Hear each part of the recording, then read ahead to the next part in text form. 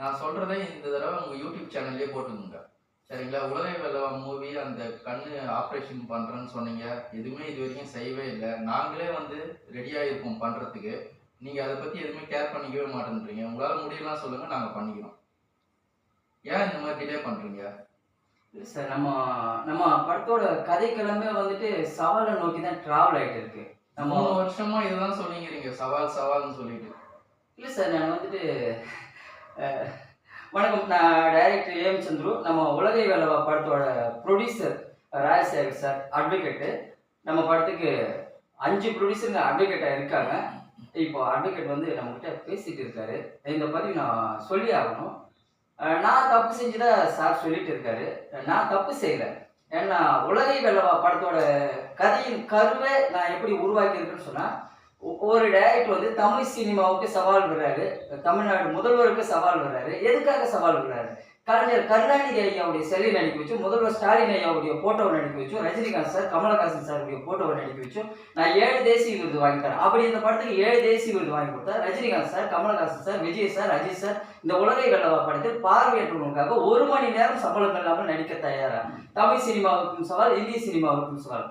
இந்த சவால் தான் கதையோட கண்டென்ட்டா இருக்கு. நான் 3 வருஷமா இந்த சவால் விட்டுட்டு இருக்கேன். இந்த சவாலுக்கு ஒரு நடிகர் வந்துட்டு எனக்கு சவால் விடணும். போன முறை கூட நம்ம பிரஸ் மீட் கொடுத்துருந்தோம். ஏன்னா என் மேல ஒரு குற்றச்சாட்டு சொல்ற மாதிரி நீங்க இருக்கு. என்னுடைய ப்ரொடியூசர் என்னை பொறுத்த வரைக்கும் என்னுடைய ப்ரொடியூசர்னு சொன்னா, படத்துக்கு ப்ரொடியூசர்னு சொன்னா கடவுள் மாதிரி எனக்கு ஒரு லைஃப் கொடுக்குறீங்க. அந்த லைஃப்பை ஏமாத்துற இடத்துல நான் இல்லை.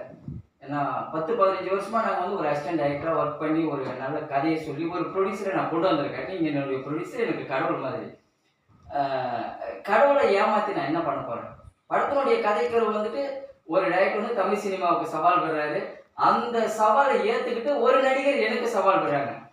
Director a.m.. சந்துரு வந்துட்டு தமிழ் சினிமாவுக்கு ஒரு சவால் விடுறாரு. அந்த சவாலை ஏத்துக்கிட்டு இன்னொரு நடிகர் சவால் விடுறாரு.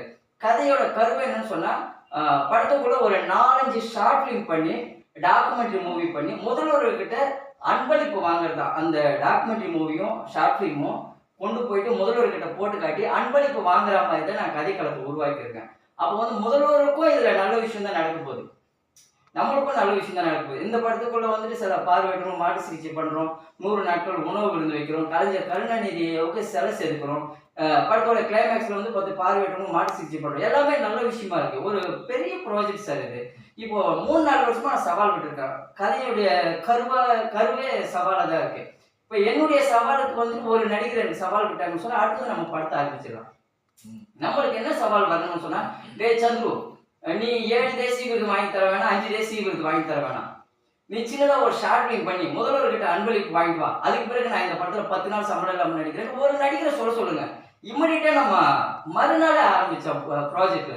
ஏன்னா அந்த ப்ராஜெக்ட் அந்த படத்தினுடைய கருவே சவாலா இருக்கு. அப்ப அந்த சவாலுக்கு வந்துட்டு ஒரு நடிகர் முன் வந்துட்டு எனக்கு ஒரு சவால் விட்டாங்கன்னு சொன்னா, சந்துரு டைரக்டர் வந்துட்டு ஒரு ஷார்ட் ஃபிலிம் பண்ணி முதல்வர்கிட்ட அன்பளிப்பு வாங்கிட்டு வந்தா, கண்டிப்பா நான் இந்த படத்துல 10 நாள் சம்பளம் இல்லாம நடிக்கிறேன் ஒரு நடிகர் சொல்லுங்க.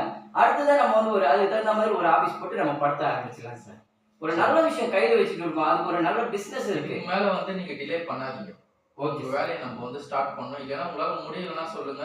நாங்களே எனக்கு ஒரு 2-3 மாசம் டைம் கொடுங்க. கண்டிப்பா ஃபைனல் இடத்துல தான் நான் இருக்கேன். ஒரு 3-4 வருஷமா சவால் விட்டு ஃபைனலா வந்திருக்கேன். சில நடிகர்கள் வந்து நடிகர்கிட்ட பேச்சுவார்த்தை பண்ணிட்டு இருக்கோம்.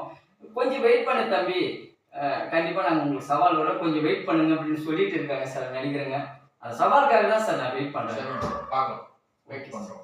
Okay sir. ரொம்ப நன்றி. கட் பண்ணி